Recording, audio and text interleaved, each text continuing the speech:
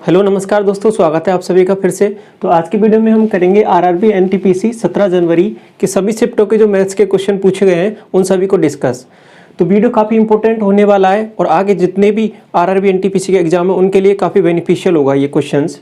तो एक एक करके हम इनको डिस्कस करेंगे। आपको करना क्या है कि जितने भी क्वेश्चन यहाँ पे कराए जाते हैं उनको पहले खुद से ट्राई करना है। यदि आपसे नहीं बनते तो आपको क्या करना है, उनका सॉल्यूशन देखना है, किस हिसाब से आपसे क्वेश्चन पूछा जा रहा है और किस हिसाब से आपको एग्जाम में उसको अटेम्प्ट करना है। ठीक है, तो मैं एक एक करके आपके लिए सभी क्वेश्चन आपको करा देता हूँ। तो सबसे पहले क्वेश्चन पूछा गया है आपसे, दिया है आपको tan थीटा बराबर 8/15 और आपसे वैल्यू पूछी है sin theta plus cos theta. ये वैल्यू आपको निकालनी। समझिए बहुत ही आसान सा सवाल है। ये ट्रिपलेट से पूछा गया है, पाइथागोरियन ट्रिपलेट। यदि ये वैल्यू 8 है, ये वैल्यू 15 है, तो 8, 15, 17 तीनों का ट्रिपलेट होता है।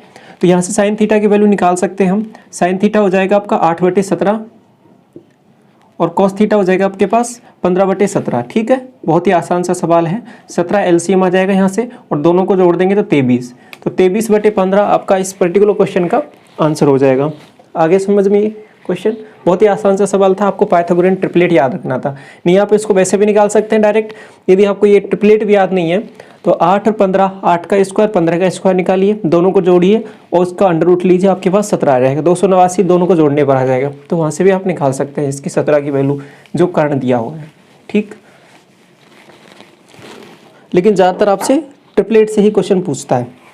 तो अगला सवाल देखिए, ये तो बहुत ही आसान सा सवाल था, क्वेश्चन में कुछ था नहीं। कि दिया हुआ है sign theta minus cos theta बराबर 0 दिया है। तो आपसे पूछा है sine cube theta minus cos cube theta. ठीक, ये आपसे वैल्यू पूछी है। बहुत ही आसान सा सवाल है। या तो क्या कीजिए, इसमें वैल्यू पुट कीजिए, आप थीटा की कोई भी वैल्यू पुट कीजिए जिस पे सेटिस्फाई कर रहा है, तो वही वैल्यू आप यहाँ पे पुट कीजिए और उसका आंसर निकाल लीजिए। दूसरी चीज़, अब जैसे कि यहाँ पे ये थीटा बराबर 45 पे सेटिस्फाई कर रहा है, 45 पे साइन थीटा और कॉस थीटा दोनों बराबर होते हैं, तो वही चीज़ यहाँ पे रखेंगे तो आपका इसका आंसर 0 हो जाएगा। दूसरी चीज़ एक और समझिए, अलजेब्रा में एक क्वेश्चन हमने पढ़ा है कि a cube minus B cube, इसको लिख सकता हूँ मैं sine theta minus cos theta. ठीक, और इसको लिख सकता हूँ अंडर रूट या मल्टीप्लाई में sine square theta plus cos square theta plus sine theta cos theta. ठीक है, ये मल्टीप्लाई में दोनों। ठीक, अब ये लिखा क्या है, a cube minus B cube क्या होता है, a minus b, a square plus b square into plus a b. ठीक है, वही चीज़ मैंने यहाँ पे लिखी है। तो यहाँ पे sign theta minus cos theta, इसकी वैल्यू 0 दी हुई है, 0 से मल्टीप्लाई करूँगा इसको तो पूरी टर्म क्या हो जाएगी आपके पास 0। तो यहाँ से भी आपका आंसर 0 ही आएगा। दोनों तरीके से आप किसी भी तरीके से निकालिए, आपका आंसर 0 आने वाला है यहाँ पे। तो काफ़ी अच्छा सवाल है, बहुत ही आसान सा सवाल भी है, कोई दिक्कत नहीं है इसमें। अगला सवाल देखो, अगला क्वेश्चन पूछा गया है आपसे, ट्रायंगल से पूछा गया है क्वेश्चन। देखिए, ट्रायंगल की एक सिंपल प्रॉपर्टी होती है, वो आपको याद रखनी थी। क्वेश्चन क्या है कि एक मैं ट्रायंगल ड्रॉ कर देता हूँ यहाँ पे PQR और यहाँ पे ये पॉइंट S दिया हुआ है। तो यहाँ पे जो ये वाला एंगल है आपका, ये 110 डिग्री है और ये वाला एंगल आपको 70 दिया है। तो पूछा क्या है आपसे, ये वाला एंगल पूछा है। ठीक है, बहुत ही आसान से निकाल सकते हैं। कैसे, देखो ये वाले जो दोनों कोण है, ये वाले हो गए आपके अंदर वाले कोण, ये वाले दोनों का अंदर वाले जो कोणों का योग है वो होता है आपके बाहर वाले कोण के बराबर। ठीक है, दो अंत्य कोणों का योग एक बहिर्मुख के बहिर्कोण के बराबर होता है सामने वाली भुजा पर। ठीक है, सामने वाले कोण पर। तो समझो क्या है, इन दोनों को मैं जब ऐड करूंगा तो वो हो जाएगा आपके 110 के बराबर। ये 110 है, ये 70, तो इसको कितना होना पड़ेगा 40 डिग्री, तभी ये सेटिस्फाई कर पाएगा। क्लियर है ये बात, आगे समझ में। इसको ऐसे भी दे सकता था दूसरे केस में यहाँ पे, कि जैसे इस वाली साइड पे कोई एंगल पूछेगा तो ये वाला एंगल और ये वाला एंगल आपको देगा।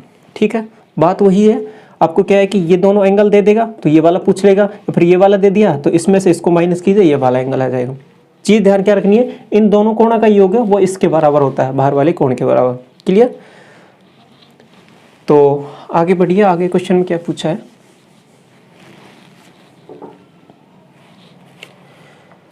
क्वेश्चन में है कि सुनील ने अनिल को 5% के लाभ पर कोई वस्तु बेची। ठीक है, ये सुनील है, इसने बेची वस्तु अनिल को कितने पर, 5% के प्रॉफिट पर।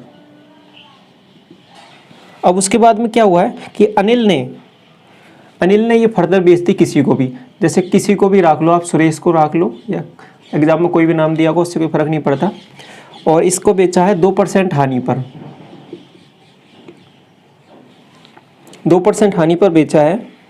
तो सामान में जो ओवरऑल लाभ या हानि हुआ है वो क्या ज्ञात करना है। समझिए क्या है कि यहाँ पे इसने बेचा इसको 5% लाभ पर, इसने इसको बेचा 2% की हानि पर।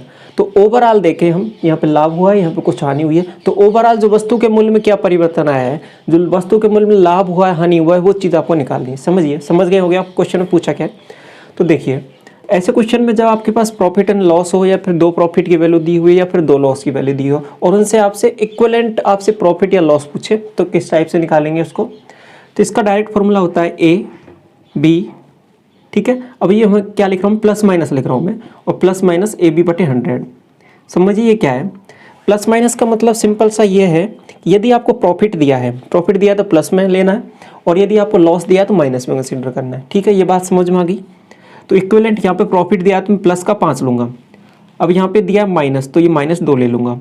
अब यहाँ पे जो वैल्यू है, अब देखिए समझिए इसको मैं क्या रख रहा हूँ, यहाँ पे ये प्लस माइनस कब आएगा, कैसे आएगा, ये आएगा मैं इनको जो भी चिन्ह यहाँ पे आया उसी हिसाब से मल्टीप्लाई करूँगा। जैसे कि ये 5 है और ये वैल्यू है -2, दोनों को मल्टीप्लाई कर दिया, यहाँ से आ जाएगा आपके पास बटे 100, ये वाला 100 लिख दिया मैंने।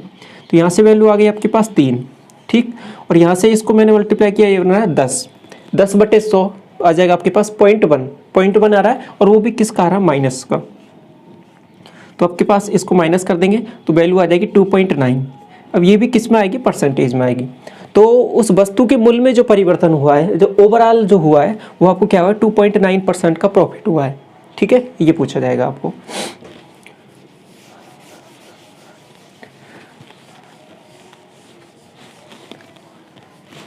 ये सवाल कई बार पूछा भी गया है, आपको सिंपल एक फॉर्मूला था वो आपको याद रखना है। तो अगला सवाल देखिए, क्वेश्चन क्या है कि आपको प्रिंसिपल दिया है, यानी मूलधन दिया है आपको। मूलधन कितना दिया है आपको, 15,000 रुपये। उसके बाद में टाइम आपको दिया है 2 ईयर्स, और उसके बाद में CI और SI का जो डिफरेंस दिया है ये आपको 150 रुपये दिया है, ठीक है। तो आपसे निकालना क्या है, यहाँ पे रेट निकलवा रहा है, रेट पूछा है आपसे।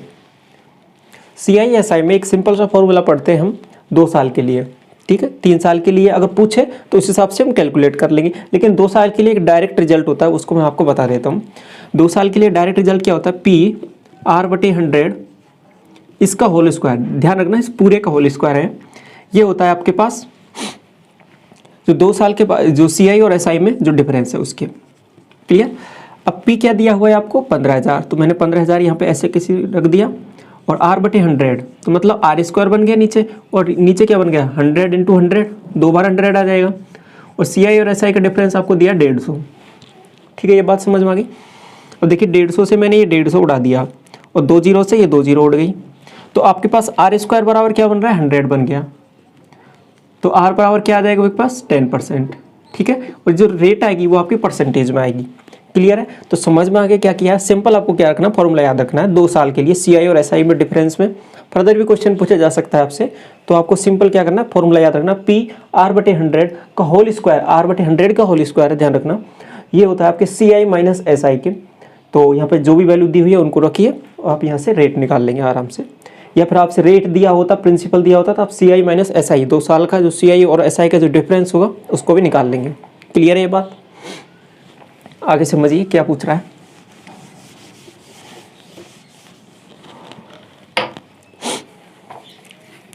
अगला सवाल दिया है, इन क्वेश्चन को मैं आपको जल्दी करा रहा हूँ क्योंकि क्वेश्चन काफ़ी है मेरे पास, जो भी जितने पूछे गए हैं 17 तारीख के, दोनों शिफ्टों के मैंने एक साथ ले लिए हैं। क्वेश्चन ज़्यादा है, इसलिए सभी क्वेश्चन को इसी वीडियो में करना है, तो इसलिए मैं आपको थोड़ा फास्ट करा दूंगा। जो भी क्वेश्चन है आपका ज़्यादा टाइम बिल्कुल वेस्ट नहीं करेंगे, आपको क्वेश्चन को समझना है और आपको तुरंत कॉपी पेन में तुरंत करना है सभी क्वेश्चंस को, ठीक है। तो cot थीटा की वैल्यू दी हुई है आपको √3, तो और आपसे पूछा है क्वेश्चन में sin theta plus cosec theta, ये आपसे वैल्यू पूछी है sin theta plus cosec theta. तो समझिए बहुत ही आसान सा सवाल है, ये तो आपके टेबल से डायरेक्ट वैल्यू दी हुई है cot थीटा। आपको cot थीटा की वैल्यू याद भी नहीं है तो tan थीटा की वैल्यू आप जानती हैं, √3 किस पे होती है, 60 डिग्री पे। tan थीटा की वैल्यू √3 60 पे होती है, तो cot थीटा की वो वैल्यू कितने पे होगी, वो 30 डिग्री पे हो जाएगी, ठीक है। तो ये 30 डिग्री आ गया यहाँ से, ये चीज़ समझ गए कि थीटा बराबर 30 पे कॉट थीटा बराबर √3 होता है। क्लियर, यही चीज़ यहाँ पे रखिए। तो ये साइन 30 हो जाएगा, साइन 30 और ये कोसेक 30। तो साइन 30 की वैल्यू होती है 1/2, कोसेक 30 की वैल्यू होती है जस्ट इसका उल्टा हो जाएगा, रिवर्स। तो आपके पास वैल्यू आ जाएगी 5/2। दोनों को ऐड कर देंगे, सिंपल। आपको पहले थीटा की वैल्यू निकालनी है और जो भी आपसे रिलेशन पूछा है उसमें आपको वैल्यू पुट करनी है, आपके पास आंसर आ जाएगा। क्लियर। तो अगला सवाल देखिए इसके बाद में।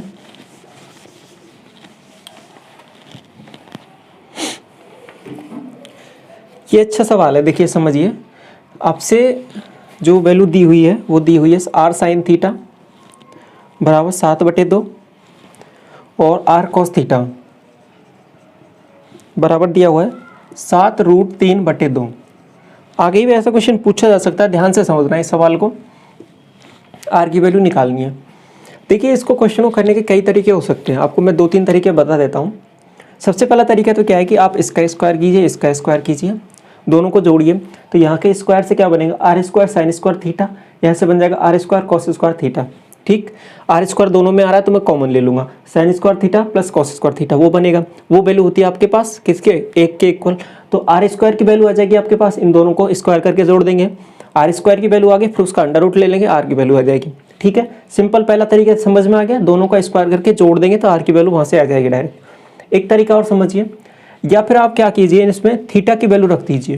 थीटा की वैल्यू देखिए किस पे सेटिस्फाई हो रहा है। तो थीटा की वैल्यू में अगर मैं देखूं थोड़ा सा ध्यान से, तो मैं एक बार 7 को एक बार थोड़ा सा अलग रख लूं, है ना, और इस वैल्यू को थोड़ा सा देखूं। ठीक है, तो 7 तो दोनों में कॉमन आ रहा है, तो मैंने 7 को थोड़ी देर के लिए अलग रख लिया यहाँ पे, और ये 1/2 इधर बन रहा है और √3/2 इधर बन रहा है। अब ये किसी की वैल्यू याद आ रही है आपको, साइन थीटा पे 1/2 कब होता है, 30 डिग्री पे होता है, और इधर कॉस थीटा पे √3/2 कब हो रहा है, ये भी 30 डिग्री पे होता है। मतलब थीटा बराबर 30 पर ये सेटिस्फाई कर गया। थीटा बराबर 30 पे सेटिस्फाई कर रहा है, तो मतलब साइन थीटा की वैल्यू तो आपके पास 1/2 है, लेकिन जो बाकी की बची हुई है 7, ये किसकी वैल्यू होगी, ये r की हो जाएगी। तो यहाँ से r की वैल्यू आप डायरेक्ट निकाल लेंगे, देखते ही r की वैल्यू क्या हो जाएगी, 7। आगे समझ में सवाल किस टाइप से किया हमने, या तो आप इनका स्क्वायर करके देख लीजिए, या फिर थीटा की वैल्यू पुट कीजिए यहाँ पे, और आप उस हिसाब से देख लेंगे कि थीटा बराबर 30 डिग्री पे सेटिस्फाई कर रहा है। 30 डिग्री पे सेटिस्फाई कर रहा है तो r की वैल्यू 7 हो जाएगी।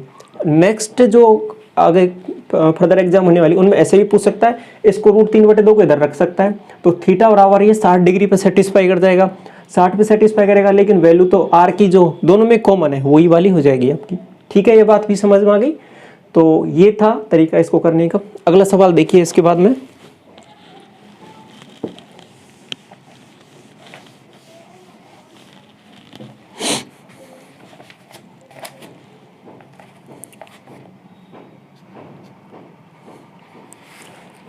देखिए अच्छा सवाल है ये वाला भी। आपको एक वृत्त दिया है, यहाँ पे ये एक इसकी स्पर्श रेखा है, ठीक, और ये आपका एक अंदर एक त्रिभुज बना हुआ है इसमें। इसका मैं नामकरण कर देता हूँ, ये P हो गया, ये B हो गया, ये O हो गया आपके पास, ये C हो गया। ठीक, तो आपके पास जो ये वाला एंगल है, ध्यान से देखना, ये वाला एंगल आपको दिया है 70 डिग्री, मतलब BOC आपको 70 दिया है। और एक और चीज़ दी है यहाँ पे इसको मैं A रख देता हूँ। ठीक है, तो PB है, वो PB ये आपके पैरेलल है AC के। ये चीज़ PB ये वाली लाइन और AC मतलब ये पूरी वाली लाइन, ये दोनों एक दूसरे के क्या है, पैरेलल है। और आपको निकालना है POB, मतलब ये वाला एंगल आपको फाइंड करना है। तो एंगल आपको POB फाइंड करना है। ठीक, बहुत ही अच्छा सवाल है, समझिए यहाँ पे क्या कैसे करेंगे इसको। अब देखिए ये इसकी स्पर्श रेखा है, स्पर्श रेखा, और ये इसका ये कौन सी, ये जो OB है ये क्या हो गई आपकी जीवा हो गई। ठीक है, अब जीवा द्वारा ये बाहर स्पर्श रेखा पे बना कोण और इसी जीवा द्वारा यहाँ पे परिधि पे बना कोण, ये दोनों बराबर होते हैं। आपकी एक थ्योरम होती है, तो ये वाला 70 है तो ये वाला एंगल भी आपके पास 70 हो गया। ठीक, आगे समझ में, ये 70 है और ये दोनों पैरेलल हैं, तो ये वाला एंगल भी आपके पास 70 हो गया। दोनों निकाल लिए हमने, ये वाला भी 70 हो गया, ये वाला भी 70 हो गया। तो एक टोटल ये पूरी लाइन पर एक सरल रेखा पर बनने वाला कौन होता है आपके पास 180 डिग्री। ये 70 है, ये 70, मतलब 140 तो हो गया। और कितना बचा हुआ है 40 डिग्री, तो ये वाला एंगल कितना होना पड़ेगा इसको 40 डिग्री। तो पी ओ बी की वैल्यू कितनी हो गई 40 डिग्री। समझिए क्या किया, एक बार दोबारा समझिए। आपके पास ये ए सी है, ये स्पर्श रेखा है, और ओ बी ये आपकी जीवा है। तो जीवा द्वारा स्पर्श रेखा पे बना कोण ये वाला, और उसी जीवा द्वारा सेम जीवा द्वारा आपके पास परिधि पे बना कोण बराबर होते हैं। ये 70 है तो ये भी 70 हो गया, ये 70 है और ये इसके पास क्या है पैरेलल है, तो ये वाला भी 70 हो गया, ये 70 ये 70, तो एक स्पर्श रेखा पे बनता है आपका 180 डिग्री, तो 140 तो हो गया, लेकिन ये 40 डिग्री बचा हुआ है, तो बाकी का 40 डिग्री पीओबी हो जाएगा। आगे समझ में।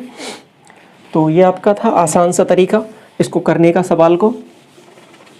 आई होप आपको ये समझ में आ गया होगा। इसको ध्यान रखिए, ये वाली प्रीमिस से कई बार आपसे क्वेश्चन पूछ ले जाते हैं, अच्छे क्वेश्चन बन जाते हैं इससे। तो अगला सवाल देखिए, बहुत ही बेसिक सा सवाल है कि कोई कमरा दिया हुआ है, कमरे की जो साइड्स हैं, कमरे की जो भुजाएं हैं कुछ इस टाइप से दी हैं 30/24, मतलब 30 उसकी लंबाई है तो 24 उसकी क्या हो जाएगी चौड़ाई हो जाएगी। तो एक टाइल है, अब टाइल लगानी है इस कमरे में पूरे में नीचे फर्श पे, और टाइलों की जो लंबाई दी हुई है, लंबाई और चौड़ाई दी हुई है, वो दी हुई है 5 × 6, 5/6 की आपको टाइल लगानी है। तो टोटल कितनी टाइल लगानी है आपको, ये ध्यान रखना है। तो इसमें समझिए करने का तरीका क्या है। अब वैल्यू तो कुछ भी पूछ सकता है, लेकिन आपको कंसेप्ट आना चाहिए कैसे इसको करना है। तो सबसे पहले जब भी आपको टाइल लगानी हो किसी भी चीज़ में, या फिर ऐसे बोले कि इतने बाय इतने का एक खेत है, उसमें इतने बाय इतने की क्यारियाँ बनानी है, तो कितनी क्यारियाँ बनेंगी, ठीक है। क्वेश्चन ऐसे भी पूछा जा सकता है। या फिर टाइल लगानी है, टाइलों की कोई साइड्स दे दी। तो ऐसी चीज़ें जब भी पूछे तो मतलब क्या करना है, आपको एरिया निकालना है उस चीज़ का, उस फील्ड का एरिया निकालना है, और एरिया से जो भी छोटा पार्ट दिया हुआ है उसको डिवाइड कर दीजिए, वहाँ से आपके पास वो वैल्यू आ जाएंगी। या फिर दूसरी चीज़ आपको करनी हो, कभी किसी खेत की बाड़ाबंदी करनी हो, मतलब उसके चारों मतलब जब साइड्स में बार बार घूमना हो तब आपको निकालना होता है परिमाप या पेरीमीटर, ठीक है। जैसे कोई सर्किल हो गया, सर्किल के बार बार घूम रहे हैं, किसी के राउंड लगाना है, चक्कर लगाना है, खेत के चारों ओर तार लगाने हैं, बाड़ाबंदी करनी है, तो इस टाइप से क्वेश्चन पूछे तो वहाँ पे आपको निकालना होता है पेरीमीटर परिमाप, ठीक।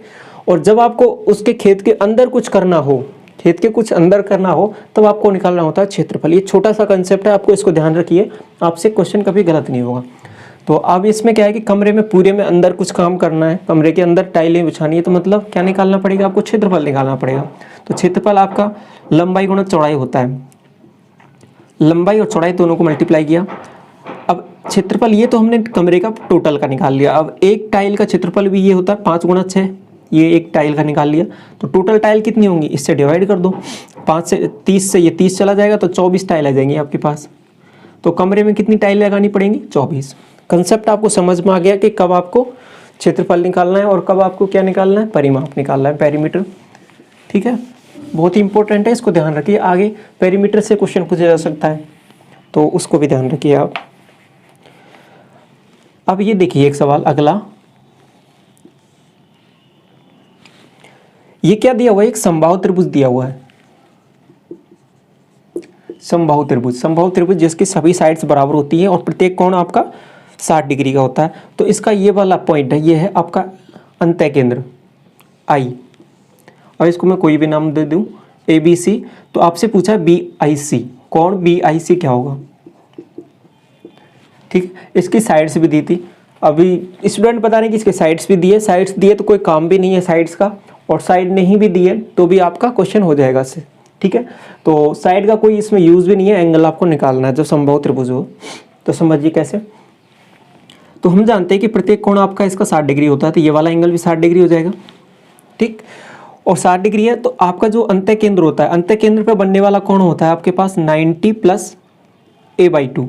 90 + a/2 क्यों लिखा है, अब ये a के सामने वाला अंत्य केंद्र पे बनने वाला कोण है, ऐसे ही यहाँ पे होता ये वाला एंगल, ध्यान से देखना। एक बार मैं इसको मिला दूँ थोड़ी देर के लिए, तो AIC, तो ये वाला एंगल क्या होता 90 + b/2, ठीक है। b के सामने बनने वाला b/2 आ जाएगा, c के सामने बनने वाला c/2 आ जाएगा, अब a के सामने बनने वाला आ जाएगा a/2। समझ में आ गया चीज़। दूसरी चीज़, अब यहाँ पे सभी केस में ये वाला एंगल बराबर होगा, क्यों, क्योंकि ये वाला भी 60 डिग्री है, ये वाला भी 60 डिग्री है, और ये वाला भी 60 डिग्री है, तो इसलिए मैं यहाँ पे डायरेक्ट लिख दूंगा 90 + a/2। क्लियर। तो आपको एग्जाम में ध्यान रखना है कि कौन सा त्रिभुज है और कौन सा एंगल किसके सामने वाला पूछा गया है। आपको डायरेक्ट ऐसे नहीं कि डायरेक्ट आधा करके जोड़ देना है, तो कोई भी एंगल दिया हो। अगर बी के सामने वाला पूछा है ये वाला AIC, तो आपको बी वाला को आधा करना है, मतलब B/2 करना है। ठीक, तो यहाँ पे तो सभी बराबर है तो इसलिए मैं डायरेक्ट जोड़ दूंगा। तो 90 + 60/2, 60/2 मतलब 30, तो ये आपके पास आ जाएगा 120, 120 डिग्री। तो आप डायरेक्ट भी याद रख सकते हैं कि समबाहु त्रिभुज जो अंत्य केंद्र पे बनने वाला कौन होता है, वो 120 डिग्री होता है। मतलब ये वाला भी 120 है, ये वाला भी 120 है और ये वाला भी 120 है। ठीक है, तभी तो आपके पास इस पॉइंट पे बनने वाले कोण कितने हो जाएंगे, टोटल 360 हो जाएंगे। ठीक है, सिमेट्री में यही होता है, आप किसी किधर से भी निकालिए आपके पास वैल्यू सेम है आएगी। तो समझ में आ गया। इसमें इस क्वेश्चन, पर्टिकुलर क्वेश्चन हमने बहुत सारी चीज़ें डिस्कस कर ली आपके पास। तो ये हो गया आपके पास अगला सवाल। अब ये देखिए, ये सवाल पूछा गया है आपके, तो देख लीजिए, कर लीजिए इसको भी।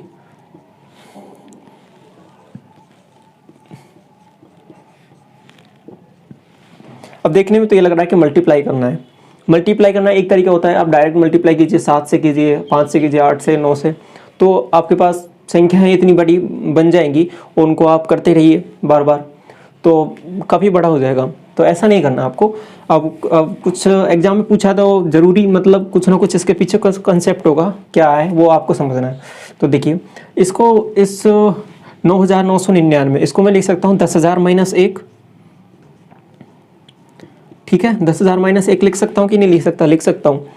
अब यहाँ पे ये क्या है आपके पास 9,857। तो इससे मल्टीप्लाई करना, तो सबसे पहले मैंने इसको इससे मल्टीप्लाई किया तो क्या बन रहा है, देखो 9,857 और पीछे आ जाएंगे आपके पास 4 0 और माइनस कर देना इसमें से 9,857। मतलब ये पूछना चाह रहा है आपसे। तो यहाँ पे माइनस किया तो 3 बच रहा है, यहाँ पे हो गया 6 तो 4 बच रहा है, यहाँ पे हो गया 9 तो 1 बच रहा है, यहाँ पे हो गया 0 तो 0 बच रहा है, यहाँ पे हो गया 6 5 9 8। ठीक है, तो ये आपका इस पर्टिकुलर क्वेश्चन का आंसर हो जाएगा। तो सिंपल क्या है कि अब देखो कितना आसान कर लिया आपने इस क्वेश्चन को। और यदि वैसे करोगे 7 से करो, फिर 5 से करो, 8 से करो, 9 से करो, जोड़ते रहो, फिर भी कुछ ना कुछ क्या पता गलती हो जाए, इसलिए मिस्टेक हो जाए। लेकिन इसमें क्या करना है आपको, केवल इसको इससे -1 करना है और उसके बाद में क्या करना है आपको, इस वाली टर्म को जो भी है दिया उसको माइनस कीजिए, आपके पास आंसर आ जाएगा। ठीक, तो ये सिंपल सा कंसेप्ट था इसका।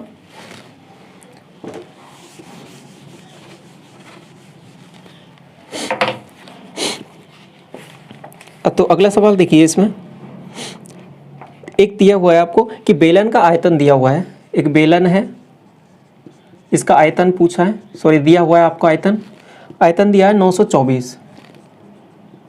इसका वक्र पृष्ठीय क्षेत्रफल ये दिया हुआ है आपको 264। तो इसका व्यास निकालना है, डायमीटर आपको कैलकुलेट करना है।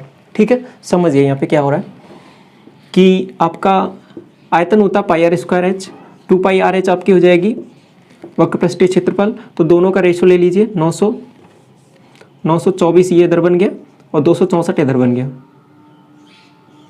ठीक, तो अब देखिए यहाँ पे क्या क्या कट रहा है, ये वाली वैल्यू यहाँ से उड़ जाएगी, h से h चला जाएगा, एक r से एक r चला जाएगा, 2 बच रहा है। ठीक है, 2 को उधर भेजिए, तो r बराबर ये 2 भी मैं इधर से हटा के इधर भेज देता हूँ। ठीक है, समझ में आ रहा है क्या किया मैंने, 2 को उधर भेज दिया। अब देखिए इसको 4 से काट लीजिए आप, 4 से काटा मैंने, 4 से कट रहा है और आसानी से कट जाएगा। ठीक है, तो 4 से काटा मैंने 24। ठीक, और 4 से फिर दोबारा चला जाएगा आपके पास 2, 24, 44 बार जा रहा है। क्लियर, सॉरी 6 बार जाएगा ना, 6 चौके 24 और 6 चौके 24। ठीक, इसके बाद में इधर को भी, इससे को भी मैं 4 से काट लूँगा तो क्या बनेगा आपके पास, 4 दूनी 8, 1 बचा, 4 तिया 12 और 4 एकम 4, ये वाली बन रही है। अब इसके बाद में क्या करूँगा, इसको 11 से काट लें 6 बार, इसको 11 से काटा मैंने, 11 दूना 22 और 11 एकम 11। ठीक है, अब इसके बाद में ये 21 दूना 42 बन रहा है, 42/6 करना है, तो आपके पास क्या बन रहा है, 6 7 42, 7। तो मतलब 7 आ रहा है। किसकी वैल्यू आ रही है, ये वैल्यू, ये आ रही है आपके पास 7, रेडियस की वैल्यू 7 है। आपसे पूछा क्या है, डायमीटर निकालना है, तो 2r कर देंगे, 2r क्या हो जाएगा आपके पास 14 सेंटीमीटर। सेंटीमीटर में ही है आपके पास पूरी वैल्यू, तो ये भी सेंटीमीटर में आ जाएगा। ठीक है, सिंपल ध्यान क्या करना था, आर आते ही डायरेक्ट 7 आपको ऑप्शन में जरूर मिलता, उसको डायरेक्ट टिक नहीं करना था। आपको करना क्या था, देखो क्वेश्चन में क्या पूछा, व्यास पूछा है ना कि रेडियस, तो आपको ये नहीं कि डायरेक्ट आ गया 7 तो 7 रख के आप निकाल दो, जो पूछा है उसी को रखना है, तो आपका 14 आंसर होगा। ठीक तो ये क्वेश्चन था, अच्छा क्वेश्चन है, थोड़ी सी कैलकुलेशन है इसमें, बाकी कुछ नहीं। तो अगला सवाल देखिए कि 9 वस्तुओं का सीपी, क्वेश्चन में क्या दिया हुआ है कि 9 का सीपी आपके 8 वस्तुओं के एसपी के बराबर है, तो प्रतिशत लाभ ज्ञात कीजिए, परसेंटेज प्रॉफिट आपको वो है वो वाले आपको निकालनी है। ये कितना होगा, सीपी से एसपी का रेशो यहाँ पे निकाल लेंगे, सीपी से एसपी का रेशो मैंने निकाला, तो सीपी से एसपी का रेशो हो जाएगा आपके पास 8/9। तो देखिए सीपी यदि मेरी 8 है, एसपी है 9, तो यहाँ पे प्रॉफिट कितने का हो रहा है, 1 का प्रॉफिट हो रहा है किस पे, सीपी पे निकालते हैं 8 का, 100 से मल्टीप्लाई करूँगा तो ये आपके पास आ जाएगा 12 से ही 1/2%। 1/8 की वैल्यू डायरेक्ट याद रखनी है आपको, 12 से ही 1/2% होती है। ठीक, तो आपके पास 12.5% इसका प्रॉफिट हो जाएगा।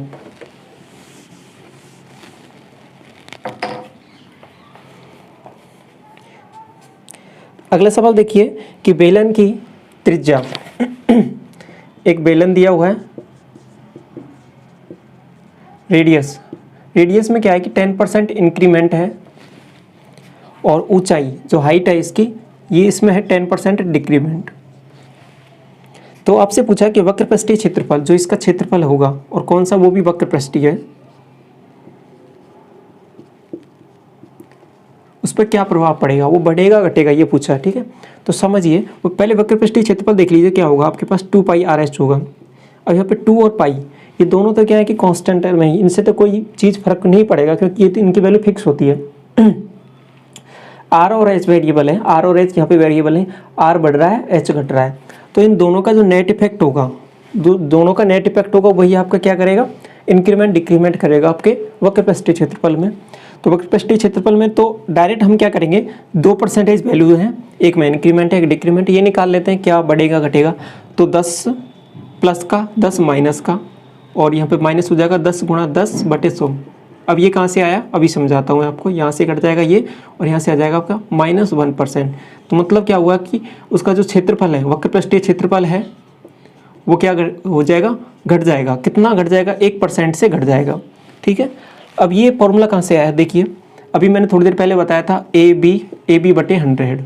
ठीक है, अब यहाँ पे यदि ये प्लस में है, अगर इसकी लाभ हुआ है तो प्लस कर देंगे, यहाँ पे प्लस कर देंगे और यहाँ पे भी प्लस आ जाएगा।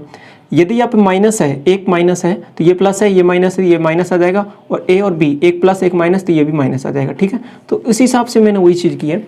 ये आपका देखो रेडियस बढ़ाई है तो प्लस की आ गई, ये घटाई है तो माइनस की आ गई, एक प्लस है एक माइनस है, दोनों मल्टीप्लाई होकर माइनस हो जाएगा, और /100, 10 - 10, 10 × 10/100/100, तो सॉरी /100, तो -1% आ गया। वक्रपृष्ठीय क्षेत्रफल में क्या हो जाएगी, कमी। तो ये वाला फॉर्मूला मैंने अप्लाई किया, अभी थोड़ी देर पहले मैंने आपको इसको बता दिया था कैसे यूज़ करना है। इंपॉर्टेंट है, इससे काफ़ी क्वेश्चन बन जाते हैं आपके एग्जाम में। पिछली शिफ्टों में भी कई क्वेश्चन पूछे गए हैं, तो इस फॉर्मूले को आप ज़रूर ध्यान रखें और डायरेक्ट क्वेश्चन आपसे बन जाएगा। अगला देखिए सवाल कि एक भिन्न के अंश में 50% की वृद्धि, अंश में क्या किया है, 50% की वृद्धि की है, और हर में क्या किया है आपके पास 80% की वृद्धि। ठीक है, ये हो गया अंश, ये हो गया हर। अब 50% की वृद्धि है तो 150 हो गया, क्लियर, और हर में 80% की वृद्धि है तो 180 हो गया। तो इसके बाद में क्या होगी, वो भिन्न 1/2 हो जाती है, ये आपको दिया हुआ है, तो भिन्न निकालनी है। समझिए यहाँ पे वृद्धि 50 की, तो वृद्धि है अगर मैंने भिन्न उसको अंश को 100 माना है तो 50 की वृद्धि हुई तो 150 हो गई, और ऐसे यहाँ पे 80 की वृद्धि है तो 180 हो गई। दोनों को काट लीजिए, 3 से कट जाएगा 5 बार, 3 से कट जाएगा 8 बार, 3 से 6 बार कटेगा। ठीक है, 2 से ये कट जाएगा 3 बार, तो 3 उधर जाएगा और 5 नीचे आएगा, तो 3/5। तो बेसिकली आपकी जो भिन्न है वो है 3/5, जिसमें ये चेंज करने पर आपके पास जो भिन्न बन जाती है वो 1/2 बन जाती है। ठीक, तो इस टाइप से आपको क्वेश्चन को अटेम्प्ट करना है। एक ही लाइन में हो जाता है क्वेश्चन, ज़्यादा बड़ा पूछा नहीं जा रहा है कोई भी क्वेश्चन। तो अगला सवाल और देख लीजिए एक बार। अगला सवाल क्या है कि समबाहु त्रिभुज का परिमाप। एक समबाहु त्रिभुज है जिसका पेरीमीटर दिया हुआ है आपको 36, यानी परिमाप दिया हुआ है, और इसके बाद में आपको इसका क्षेत्रफल निकालना है। तो 36 है तो हम जानते हैं इसकी तीनों भुजाएं होती हैं वो बराबर होती है। तो एक भुजा कितनी हो जाएगी, 36/3 मतलब 12। 12 की प्रत्येक साइड्स हो गई आपके पास, 12 की प्रत्येक साइड्स हो गई। तो इसका क्षेत्रफल का फॉर्मूला हम जानते हैं √3/4 a²। तो √3/4 हो गया यहाँ पे, और a² का मतलब 12 × 12, 3 से कट जाएगा ये, सॉरी 4 से 3 बार 36, तो 36√3 ये आंसर हो जाएगा आपके पास। ठीक, जो भी यूनिट है उसमें आपका आंसर आ जाएगा। अब देखिए क्या क्या क्वेश्चन बचे हुए हैं, मैं आपको वो भी करा देता हूँ। अब छोटे छोटे सवाल हैं। देखिए 625, इसकी पावर दी हुई है 0.17, और इसी का मल्टीप्लाई हुआ है 625, इसकी पावर दी हुई है 0.08। तो देखिए सिंप्लीफिकेशन सिंपल सा सवाल है। आपको जब पावर सेम हो तो इन दोनों, जब जो बेस है वो सेम हो तो इन दोनों पावर को जोड़ देते हैं। ठीक है, तो दोनों पावर जुड़ जाएंगी तो आपके पास वैल्यू क्या बन जाएगी, 625 की पावर 0.25। ठीक है, अब समझिए दे, अब यहाँ पे आपको 0.25 को कैसे निकालेंगे, बहुत ही आसान है।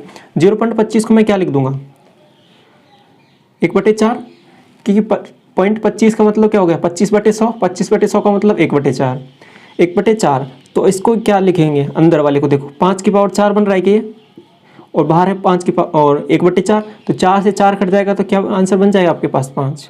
ठीक है, देखने में लग रहा है कि अटपटा सा है क्या, लेकिन आप सिंपल इन दोनों को ऐड कीजिए, उसके बाद में बेस सेम है इसलिए दोनों को जुड़ जाएंगी, और उसके बाद में उसकी 5 की पावर लगाइए और जो बन रहा है उसको सॉल्व कीजिए, बहुत ही आसान से हो जाएगा। ठीक है, समझ पा रहे हैं किस टाइप से क्वेश्चन पूछ रहे हैं। अगला देखिए, ट्रिग्नोमेट्री से पूछा है कि साइन 3a माइनस 30 डिग्री बराबर कॉस 30 - 3b, ये पूछा है आपसे, और सॉरी ये तो दिया है आपसे, और पूछा क्या है आपसे, a - b की वैल्यू। तो देखिए कैसे करेंगे, हम जानते हैं जब ये साइन थीटा बराबर कॉस थीटा हो, साइन थीटा बराबर कॉस थीटा हो तो कब होता है ये, बेसिकली जब आपके पास थीटा और जो 90 - थीटा ऐसे आपके इसके में रिलेशन होता है। कैसे कि साइन थीटा आपके होता है कॉस 90 - थीटा। ठीक, ये चीज़ हमने पढ़ी है, तो वही चीज़ है यहाँ पे, इसका और इसका मतलब इन दोनों का योग, ये दोनों कोण दिए हुए हैं, इनका योग किसके बराबर होगा, 90 डिग्री के। तो इन दोनों को जोड़ दीजिए और 90 के इक्वल कर दीजिए। बस सिंपल सा कंसेप्ट ये है कि ये वाला एंगल और ये वाला एंगल, इन दोनों का योग किसके बराबर होगा, 90 के। तो इसको जोड़ा मैंने यहाँ पे, तो ये बन रहा है देखो 3 मैंने कॉमन ले लिया यहाँ से, a - b, और 30 डिग्री प्लस है माइनस है, ये तो कट जाएगा, तो ये बन गया ये। तो a - b क्या आ रहा है आपके पास, सिंपल 30 डिग्री, 3 का यहाँ पे डिवाइड कर दूंगा मैं। ठीक, तो सिंपल ध्यान क्या करना था, इन दोनों का एंगल का योग जब 90 डिग्री होगा तभी ये बराबर हो सकते हैं। ठीक है, तो आपको डायरेक्ट यहाँ से रिजल्ट याद रखना है और आंसर आ जाएगा आपके पास। ठीक, तो इसके बाद में अगला सवाल देखिए, ये आपको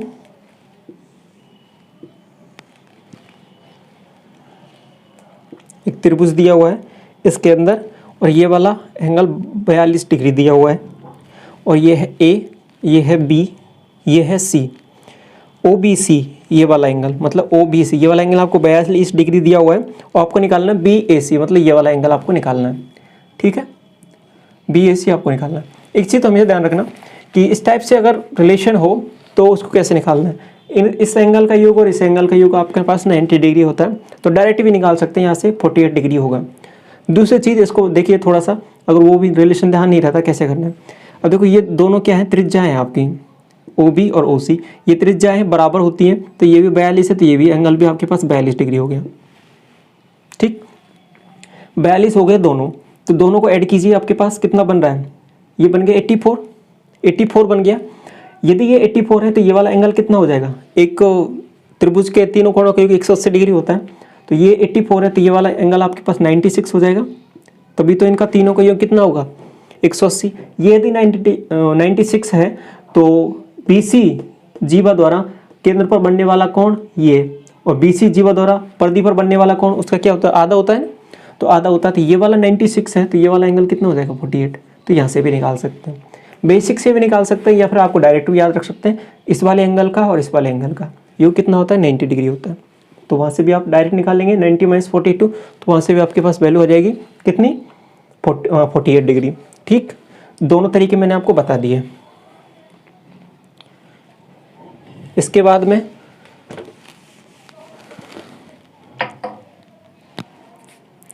एक सवाल है, ये समझिए, देखो क्या है कि cos की पावर 4 थीटा माइनस साइन की पावर 4 थीटा बराबर 2/3, और आपको निकालना 1 - 2 साइन स्क्वायर थीटा।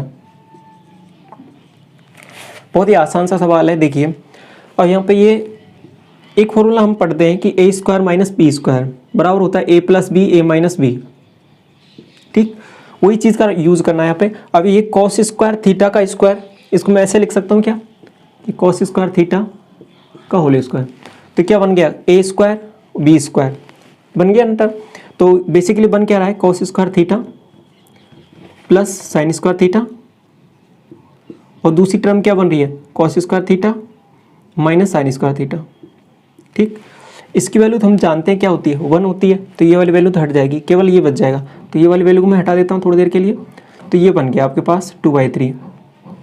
ठीक है, अब यदि आपको याद हो तो ये होता है cos 2 थीटा, cos 2 थीटा, और ये वैल्यू भी आपके पास होती है cos 2 थीटा, तो दोनों वैल्यू इक्वल हो जाएंगे, डायरेक्ट आंसर आ जाएगा 2/3 यहाँ से। लेकिन फिर भी यदि ध्यान नहीं रहता तो फिर भी कैसे कर सकते हैं, साइन में बदलना है तो इसको साइन में बदल लीजिए एक बार। इसको मैं साइन में बदलूंगा तो ये 1 माइनस साइन स्क्वायर थीटा, एक साइन स्क्वायर थीटा पहले से ही है यहाँ पे,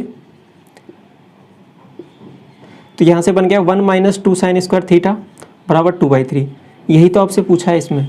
ठीक, तो वही वैल्यू आप निकाल सकते हैं।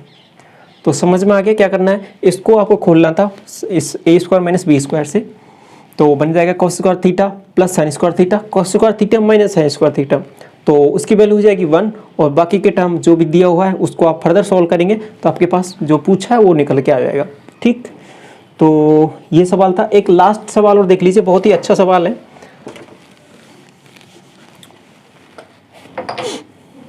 देखिए समझिए क्या दिया हुआ है आपको, ये दी हुई है आपको वैल्यू h + 6, ये दिया हुआ है आपको h, और ये दिया हुआ है 12। ठीक, तो आपको निकालना क्या है यहाँ पे h की वैल्यू। ठीक, ये आपका 90 डिग्री है, तो कैसे करना है, तो सबसे पहले या तो कीजिए क्या 12 का स्क्वायर प्लस h स्क्वायर बराबर h + 6 का होल स्क्वायर, वहाँ से निकल जाएगा, कोई दिक्कत नहीं है, क्योंकि आधार का स्क्वायर प्लस लंबा का स्क्वायर बराबर आपका कर्ण का स्क्वायर होता है, तो यहाँ से आप आसानी से निकाल लेंगे। दूसरा तरीका क्या है कि हमने ट्रिपलेट पढ़े हैं, ट्रिपलेट क्या है 3 4 5 का ट्रिपलेट। अब यहाँ पे ये तो बैठ नहीं रहा, तो इसको थोड़ी देर के लिए मैंने क्या किया कि 3 से मल्टीप्लाई कर दूँ, तो ये क्या बन रहा है 9 12 15। ठीक, तो मतलब क्या है ये 12 दिया हुआ है, मतलब 12 दिखा मुझे, तो यदि ये 12 है तो इसको यदि मैं 9 बना दूँ और इसको कितना बना दूँ 9 + 6 15। ठीक है, तो 9 + 6 15 बन रहा है, मतलब 9 की वैल्यू तो h है और 6 वैल्यू ये बन रही और 15 ये, और 9 वैल्यू ये है 12 ये, तो मतलब सेटिस्फाई कर रहा है। तो ये h है तो h + 6 बन रहा है 15। ठीक है, ये आपके पास हो गया 12, तो ये इसको सेटिस्फाई कर रहा है, इसलिए यहाँ पे ये वाला ट्रिपलेट काम कर जाएगा, ये वाला ट्रिपलेट काम कर जाएगा। तो हम डायरेक्ट वैल्यू निकाल लेंगे h की, पूछिए तो h की वैल्यू क्या हो जाएगी डायरेक्ट 9 हो जाएगी आपके पास। ठीक, या फिर दूसरा तरीका मैंने बता दिया, h स्क्वायर कीजिए 12 का स्क्वायर कीजिए बराबर h + 6 का होल स्क्वायर कीजिए, उससे आप दोनों को इक्वेट कीजिए, वहाँ से h की वैल्यू निकाल लेंगे, तो वहाँ से भी आपके पास h की वैल्यू क्या आएगी 9 आएगी। ठीक, तो इस टाइप से ये जो जितने भी सवाल थे वो हमने डिस्कस कर लिए, और आई होप आपको अच्छे से समझ में आ गया होगा। सभी क्वेश्चन आपने साथ साथ ट्राई भी किए होंगे और काफ़ी कुछ आपको नया सीखने को मिला होगा यहाँ पे। तो यदि वीडियो आपको अच्छा लगा तो वीडियो को लाइक ज़रूर करना, और चैनल पर पहली बार विजिट कर रहे हैं तो चैनल को सब्सक्राइब जरूर कर लें। Thank you so much.